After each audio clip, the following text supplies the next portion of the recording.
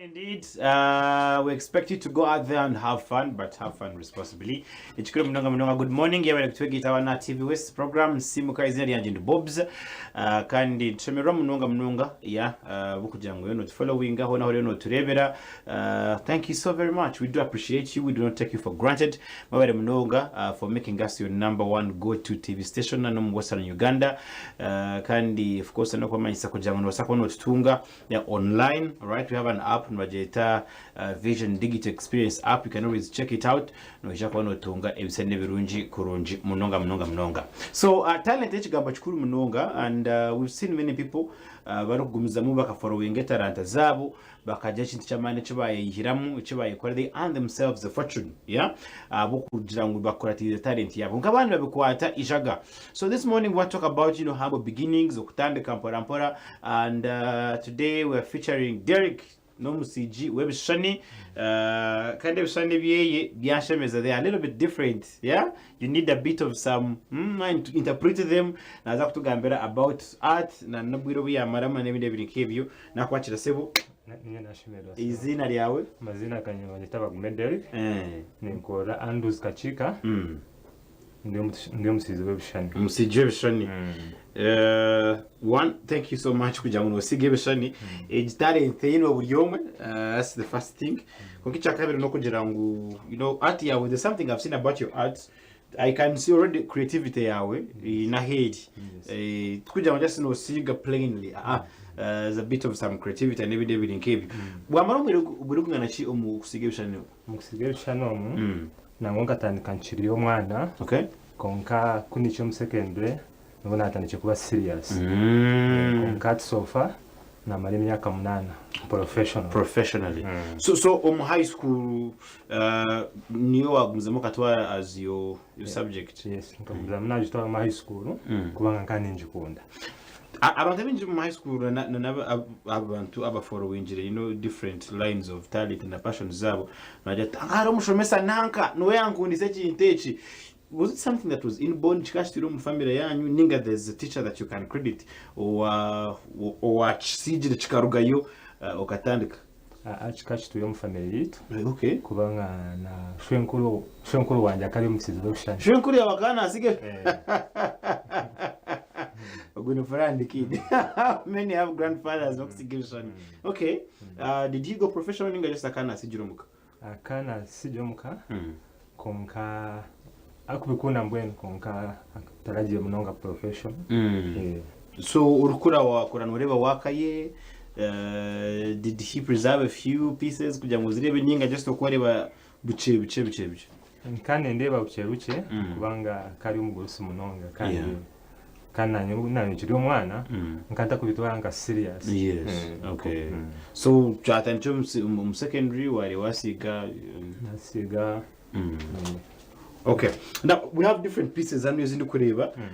That's Nelson Mandela, right? Yes, Nelson Mandela already ni mureba. I don't know what is here. This is a mother and a baby. A baby. Yeah. Okay. And Ejininka is a lion? Yeah, this is a lion. Okay. All right. So what inspires your work? Abako to directing your bad. Jina na mazagambo. Where do you draw inspiration from? One of the inspiration I get it from around the street, around the community. Kubanga haloimbera weku. Kunyega ukasharaho kabali. Yeah. Okay. Duty nimba so ku creating something. Yeah. Inspiration just I get it around the community. Okay. So musigeshane even through school, did you get a qualification ninga talent kwa tunjire waje let me just go ebindi biryashanga nokora ateletonje qualification? Yeah. Just nyunga gumizamo wasiga after form 6 na gumizamo nasi wa taraini. All right. So today as we talk noenda kana tsigirishani. What do you want to draw or paint for us today? Today I'm going to paint for you a story. Okay. Just a story. Story. So no stiga we will interpret the story. Yeah, we interpret the story after. Natugambira ko yose byoine see a couple of paints nebyo no zakozes. Biturabye mumbwira turebe. In paint majeta acrylics. Acrylics. Paint. nkozesa. This is a canvas. And this one are brushes. Nizo zinkuza kukozesa. Naniza kupaintinga. Cyane ikindi niza kupaintinga. As brushes omukatari kakuno ziriyo n'ingano zitumisari. Nizitumisare Kampala ni kuziya. So kunu y'abantu tizikanyire yo tebazine. Ziriyo konka wanoreba kuba kuziguza.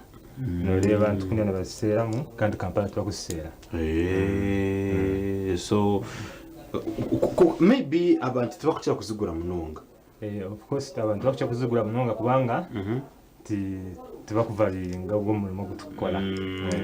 So ne bace bakuzi. Okay. They say art is expensive. For example, it is what acrylics. Acrylics. Na canvas egi, na brushes ezi. Tugambira emihendo yo kubona bigorraho. Emihendo. Ati egitine emitwaro 2 ejeji. Yes. Buri yemo emitwaro 2 and brushes. Brushes nazo nizigura emitwaro 2 kungana nazo zitwere brushes. Okay, nogura is like a set. Yes, I buy a set. Kandi canvas. Canvas 1 meter negura mutwaro gumwe. Oh, 1 meter. 1 meter. Kandi we call them stretching bars. Oh, okay. Yes. Kugira ngo jibambe jemboyerezo. Kugira ngo jibambe stretching. Yes. Ni watu wala kapenta kore na basukuye emitwaro 2 konka nyonize kora. Noze korera. Kujamu. Oshendeze na keja kost. Ahabyo kushohoza. Okushangutinemu kandi no kora. Okay. All right, so let's get to work. Tugumiza bane kiganiro citu. Kora bene watu wegitaho twatayisa Derrick Bagume Derrick n'Omusiigi webishani kandi twena kubantu reba yatugambira hakuya inspiration ye na umurimo gweyogu atujang professionally has been doing this for 8 years. Twenda kureba ine art mununga and things look good. So tuntu yadana kusigira a story which we should see in the next few minutes. Lero tukajireba tukamanya what he is interpreting. Derrick, as we work yenda kubuza oyina abandi abakushomesa bari kutendeka art have any people shown interest kugira ngo bije Obwegyese ninga noreba ekintu skill mujigumye nimo mwenka tukujya mu skill tujigumye ni twenka konka abantu bingi abantu arokushanga umuntu ayine talent konka tine passion wacherera kubanga ati nyoni mbaso kusibari icyo shishani izoba liona takarugero. Okay, konka haroria alaze like 1 hour agenda kandi tuba artist nkito kuba bine passion tukushanga nchugumira kari kudiringa n'umuntu atakusetoringa hakintu wacherera. Okay. All right, so let's start today no tandukota. That's a brush in water. The brush with water. Nimanza wetting the canvas yange. Okay. Ekituma waji wetting no kugira ngo zirera nani nzitaho is blending oje. Okay. So that's the first step. And this is the first step. Wetting a canvas. Atiniza kwesa red color. Okay. I'm going to use red color. So I already thought to attend. Yeah, to attend. Sisiimuka. To attend. Yes. Okay. Should be wonderful. This is the red color. As we paint. Abantu bakujya ngo anyundo karismate ebintu biza kungurusa. You understand what I'm talking about? Even in those video over. Can that ni obire ka ngaba makane ka bakuzara over. At over. Yes. As we paint, as we do this. Yes. Ne kuyamba kujya nti ya protecting emyenda yo kujira omonda kujambo itakaza helange kubanga ejelange yazaho te kurugaho just kuzwara over. Yeah. Even to blend. Kugira ngo mutakorebe. Debe or mechanical, an artist or an artist. Yeah. In terms of putting your work out there, kujanga abantu bajimanye, you know, of course, definitely is to hostinga.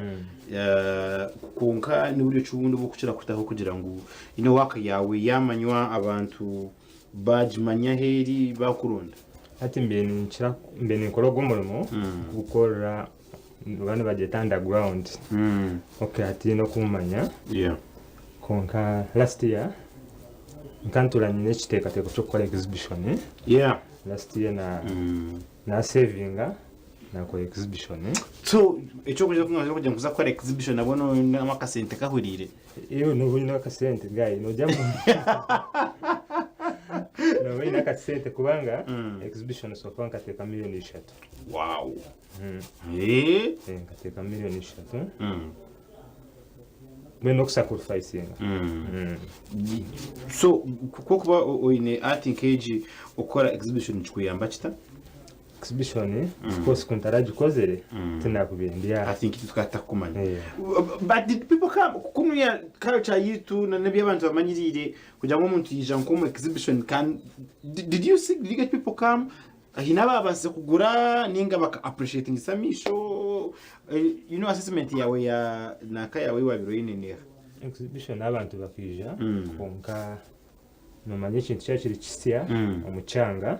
Yeah, of course toko expecting atana kuyamani konka bakiza yobamba appreciating art. Yeah, wari babija konka okugura tebaraguzire. Okugura tebaraguzire kubanga nawe exhibition eketari yo kuguza. Okay, ekeri yo promoting omulimo gwitu kubanga ogomulimo abantu just bagutwara for granted bagureba like we artists like we are wasting time and this is a professional. Hati Derrick numanya ebintu binje byabana bakora na kore chinda kumanya ngo naza kanatunga. All right, kora tomorrow money is here. Tomorrow money is here. Konka kujoko yo nongambera no sha ogwa umurimo takes a bit of some time. Tell me about that. Atogomormo no kwehayo. Natekwa kwehayo. Okay. Kuba nyone nkujya ne mara mu mwaka ntagurize piece. Konka nsigara n'inkola. Nsigara n'ukora. Konka tabinji takubasa kumara mu mwaka ntagurize ki? Atagurize piece kare bayusa aberi igenda bindi bintu byakagwiraho. Yaho naho. Kandi kuko nonde byaho naho ubiyo winji. Ikintu cyashita kuretira mangu sente no giving up uchirekura konka ikintu wano chikunda of course ati nkito mu tukajyamo taturiya bokufobora katufobora konka tusigane tukora ikintu ni change art na art. Okay, you know waragirizo maybe ko nanka any sponsors inabara kuchirire or would you be open, you know, kugira ngo korena na ba sponsors bamwe bataramwe na bamwe anything like that? Yeah, nkagezaho konko buyo wingi nkajyantere kamanze ni investing mu manze nkole baza kuja bashangwe nahe bahikire bashangwe ni che kubanga taro sponsor kuza sponsoring ngakureba utini choine of course naza kubesingira choine abe ni cyo besingira ku supportinga. Derrick ino mchana tinka gize mchana ubwiyeto mayiro atoka mu kuza kutunga umukazi mukazi nza kumutunga konka noreba this art. Yes, it needs a lot of time and a lot of money. Kan uyo windi kokubo ine chiloto. Yeah, omwe wafu no mchala atari charumu oshanga eza brush nazugura makeup shanga chiloto mwe cha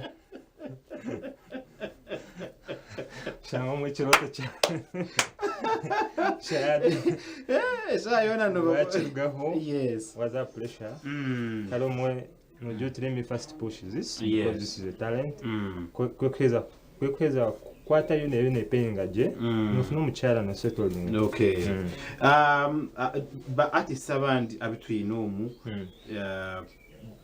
do you guys get to meet in an association no bano manye bikufa hamusijo ndijo kugira ngo kibayambe you know even in Mukwetebe kanse na market ninga buri umwana adyokweye we don't have that kind of arrangement at an arrangement in a group of course in a group ya artist ahambaza abokusiga in a group kujyamu umuntu yafuna kizibu of course into meeting and we discuss so we know how we can help a brother or a sister ojire wecho na numukureka ngo umurumo gwanyu gumwasa kwa muje mwagusya that does that happen as well yeah of course certain chokurebera ati nkabanza kora exhibition and artist sabandi bari baza gukora no promoting umurimo gwitu abantu bagumanye but supporting all right yeah audio tv West Agacencwire. My name is Bobs Gad Abaho. Derrick Bagume yuna sige chani there's a story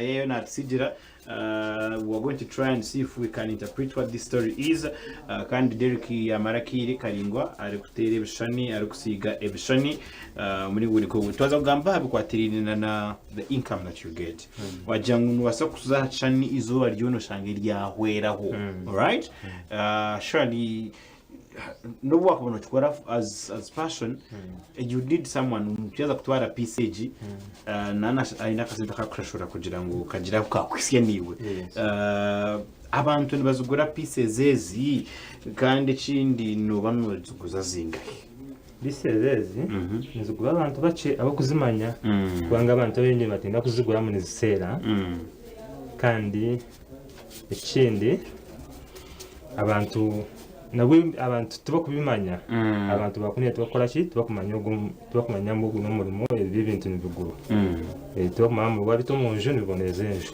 abantu kare umwe ni obandi cyo kibata kubigura munonga bikiri hansi in terms of sensitization kugira ngo abantu bakimanye urujo abantu batakubimanya abantu batakubimanya ikikurete cyo nisho ikikurete cyo ati no reba abantu abingi uguntu bagureba no bireba nka ebitine mugasho kare no manyabanya nkore kare chayitu teri munonga mu bintu byo kwejarabya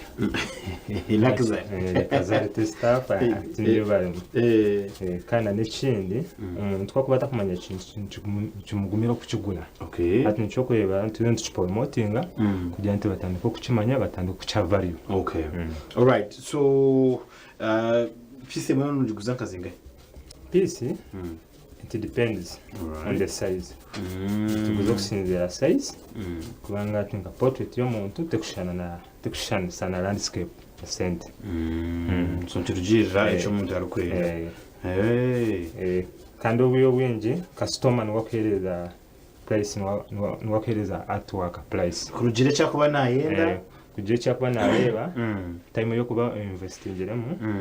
Na story kubiri behind that artwork so tokagira ngo age fixing at this nchachi no mutabanza ije uganire actually artwork ne okay ebyo biri mu bazungu kuriya ta kuba mu bazungu ni ba bidding all right they bid but konka mu Africa event we are bidding umuntu na exact bidding ni tuma tubikije maybe they will come can't bidding kanisa kanisa na bidding can't bidding kanisa yes Derrick yes my other question is about you know of course it's platforms that we nati tuyombwe wa it's the 21st century. Yes. Your grandpa akabana asigibishana. Sadly, we do not have his work. How are you using these platforms kugira ngo abantu bakumanye? Abantu namwe nkabanye tinyine smartphone izina investing yo mu exhibitions kandi yo guresa. Konkana adiranta yeah. Simo reke bikoze iki eberekire nande nakora ki nakora exhibition one exhibition is better than what than a phone ati next thing we only planning agure simo kugira ngo at time purpose social media promoting this work okay wow ikintu kitoza cyatandika kwija nyowe ariyo nabari nyonyo ni pipping uri umurebi tagereza ni will give you a chance kureba if you can perhaps interpret this story umuringo oguri nkogwe so Derrick, art knows no borders, right?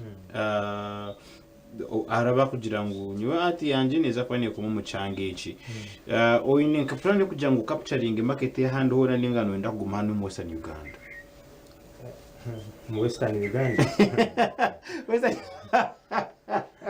Western Uganda kandi yo ati of course ni planning ku pushinga to big level big platform chocolate think building up no gumiza mpaka yes wange ibintu bya talent nokola ina masuku kugira mtoka amanyizo barumwe mukama na groom hand nakurabya nko mukamore no lava no business nyingi zitwine Derrick ezo kushanga umuntu yakonga gasente ke abantu binji no mweza gasente kawe kugira tatuwaza kwija izobera na rije oyakiri yo work okay that day comes ohikaho esimuzete ziruho duka gicinjire abantu bakiri besgwa you understand kandi kindi nibenda ngo abanzo wamushashura zuweyo dero utanekendo kumubani wa muronda okugira ngo akwereze work yawe. Tell us about integrity omurimo gwa art nanokwe kuyakosa kwera okumurimo gwa art first of all we that time to kwenda pressure but nyo winjirani nkora customer ni mushabo wire bukumara kubanga twantukoyeshani bitakushani I think a portrait Kumara 2 days, over 3 days. Kana n'ikindi it depends on the mood yo kuburimu. Akuna nyinda kamanyako no painting akurugera mood I think abya social media bakashisha kawama brush now ta mood harubo kwimukora yo mood na 2 hours ukakora portrait kawo 1 hour ukajukore kawo konkaro wotari mu mood portrait kamaro kwezi kuona. I know why you are not married. Bakuraza kwe waka yabanne basakura. Yeah, sakurara yo. Wow, this is really coming out. Okay. Now I can see. So okusiga harebishane specifically byo kusiga ninga no siga buri cyane cyo muntu yakushaba. No siga chimwenu nisiga bichani cyone cyo muntu ki yaashaba kandi sinzira na material za kwenda nchikolemu material ni basuku siga rangi ni siga ekalamu ni ko pencil ni ko pen ni carvinga ni ko sana ni ko na patchwork kolo mu bivera na jambo wakuseze intinazi ziri nyingi ziremera kubanga tiziriza patchwork kandi ziremera cyo ntaziretera all right umuyezo ezukututura nzi ezukututura carving carving face y'umuntu ne tutura konke zindi ezindi zizukwenda right so Natugambira hariza paint zawe paint ni marake yakwingana ki paint uko expiring expiring wajisiga utajifundishire neyoma ati kwekeza ko mumanye newa ya expiring kubanga neta kine mugasho cyo kureba no bino kubano coveringa kugira ngo itakayoma konka nalinja kubuza ho niwe landlord nakupangise atakupangisenje akashanga ogisigerera ogiziro tinoti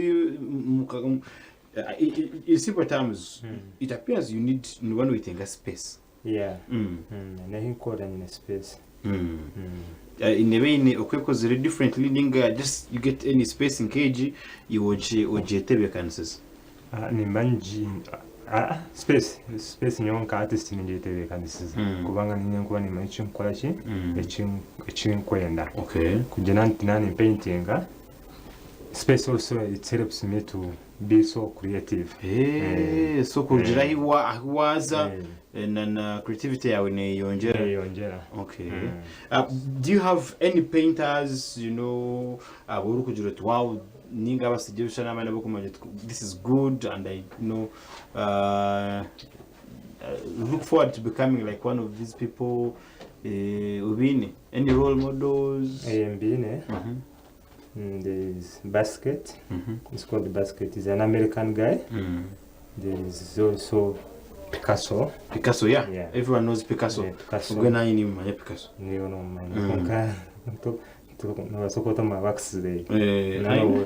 Is the name? The name, but wax. Picasso. There's also Da Vinci. Da Vinci. So those are some of the guys you'd say are inspiring kugira ngo uje kugira hiwaika. Ohubano oinabasire bawe ukabagambira I want to chase art. Baka understanding madam ko it's okay to akwa we've given you a blessing, go and make it happen ninga ekabimikaya. Kabimikaya. Okachandlingota, how did you end up, pursuing art? Nangola zire bakatwarwa konka nabo bakabata ku art kandi bareba like wasting time. Okay. Konka kuna gumizemo ni pushinga biza batandika kureba this guy is serious with art, batandika kujikona mwena atandika kujibakundisa kubanga nkanga giving up ati kuna yaje giving up batandika kubanga bo abazira kandi nambe soldier like mbe. Okay. They wanted you in the army. But then there's a point that you've made inkwenda ngo tubanze twagambaho abako abazira binji naba discouraging abana kuza okupasuinga ibintu byo bya talent na mnonga abumpira nachi. But there's something that you mentioned that you never gave up. Echikumanyisa ngo ababana nabo tabakubazire babo reason to support them. Ushanga umwana yakitane kandi ndazo n'umupira konka n'umupira atari serious kugira ngo barebe eco kibasa kutuma abazire ba nabo bayanga kusupportinga kubanga n'abana you are not serious with your talent. Ushanga umuzire na this guy is not serious. So konka bari ko serious bala wale mera kintu nibo heza bakusupportinga. Okay. Kubanga nyukuna remireho bagiye kutwarwa bakabatangiye kunsupport kubanga bakanaremeraho bagiza kunconnecting okunoko nayanga nabanya this is where you want to be. Okay. Bahiza nabo bangivinga abo bakawoshani. All right. That's beautiful. Yes. Dashika za wacha tunitane zarenga umurisha ibiri zakashishekera izuba. Program Nsiimuka, it's a Friday. Tawalitera Derrick Bagume n'Omusiigi w'ebishani. You can always check out his works. He has as much as pieces mo nko abantu muzireba. We're going to take a short break. When we come back tuzakuba ntureba ichanuciye cyo nasiga ya Kisai, but also this discussion continues. Okumanya, if you're probably maybe interested in doing this, no basota, kugumizam fan into flame what is in your heart okashanga watch tigicani wichargayo and you earn from it. Good morning, TV West tugaruka after this short break. Stay with us.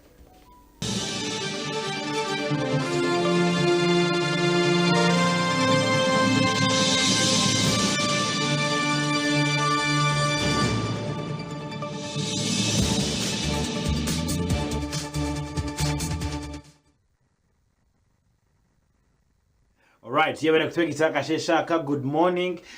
Izoberi nebiro 10 byokweza ko kubanza umwaka 2025 and of course atwataisa Omusiigi w'ebishani program ite Sisiimuka. The guy has been busy hano yayona inebya kusiga kandi ruganya bamwita Bagume Derrick n'Omusiigi w'ebishani and he recently had a exhibition twenda kugira ngo abantu mutane kumanya ibintu ebi tubyo mu movie konka. We can also embrace art. Derrick, culture yitu umutwasa kugira ngo ebine by'ikijungu konka wanje ngusho kuri abakana painting. Okay, so African setting yitu mbunyakari bwitu noreba mu shades of art. Ngambire cyo kureba kubanga abanyakare bakaba bakora art through stones badoinga amabare bakora art bazikora hampu empu yeah kubanga bakaba bakora empu biya mu byo kujwara imyenda that is art so kuja mu foreign idea that is art bakora yo kutamburaho bakubikora mu biti bakora ibigali that is art yes okay kare mwene art tukujyamwe katani cyo mu bazungu actual art katani cyo mu Africa okay all right wagerezeho kugira ngo improving in the knowledge you have about art kugira ngo you can go and you know talk this knowledge elsewhere ninga no koma kutera konka tukujyamwe ni koma kutera konka ni shomesa abana bato ndashomesa iki kintu kujyamwe nabo bakore iki bachukunde kandi ni also ni kwa research kugira nti kukora ibintu at like this kind of style this is a research I do research kwa mata kwenda umuntu arebe chan direct manya ndache because say imagination is and I think that's what I've loved so far on work here with kujango mtu chometera akozesa interpretation then agira yiga ngichiya reba to get the message. Okay, so in just a few minutes tuendera our time is really fast spent nindishi tuchita nukakushanke chija you will tell us about what you have just in a bit of some time konka what are your goals, what is the big dream omukora art age? The big dream omukora art age mwena mukomayo hakuguza konka guza what is the big dream nozahi urugendo rwawe nuwenda ngozi urugendo rwanjye nendaze kubanga nyine cyoto cyo gukora art school kubanga amu Uganda noreba art school zero hari universities ni bashomesa art konka there is also art school kana n'ikindi course nimba art imperizo kundabeho nani kunda surviving madam kwa za kuja shango nawe wache of course madam yaza kwiza nataka kubera ikindi I understand. Okay. Wow, and this is beautiful. This is really good. Yes, just the final thing, the final touches. Then twamara tuchwereke abantu turebe what they can interpret it.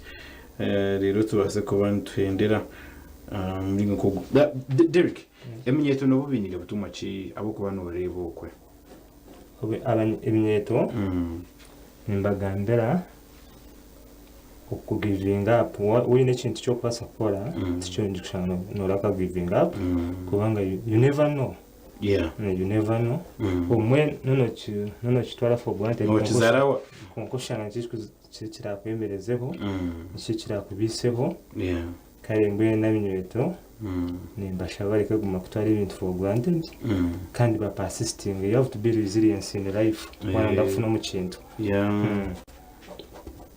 nuko kubasa kugira huwarika kujya mbogire yuwika noteko gumisereza. Okay. Omuntu ukubana kwenda na kushanga hii right now omuntu kwana nenda nashanga Andrews Kakiika Mbarara. Okay. All right, in your forward ni koda ni hard studio yanje. Okay. If maybe there's someone out there and they would like to support you, how do they support? I would talk about big people yokwe yareba. The work is really appeasing na endangu a part of your project. How can they help? So kubanga tikagize platform kuko nagambira nte Sisiimuka banazi investing mu exhibition kunkanye ne namba yesu na so kontera Sisiimuka anje. Okay. And supporting. All right.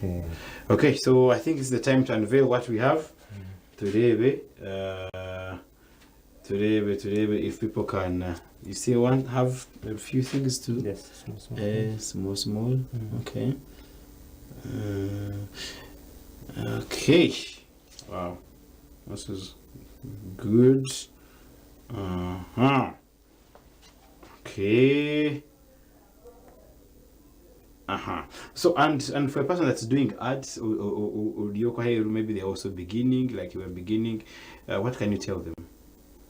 I tell them ati tingenda kwanza naba discouraging konka ate yangu hino tukumusiriza wenda ukwenda mweke no tunjira mwaho naho nchanga notiba kumusiriza kandi notiba gukora research kandi notiba pushing out giving up.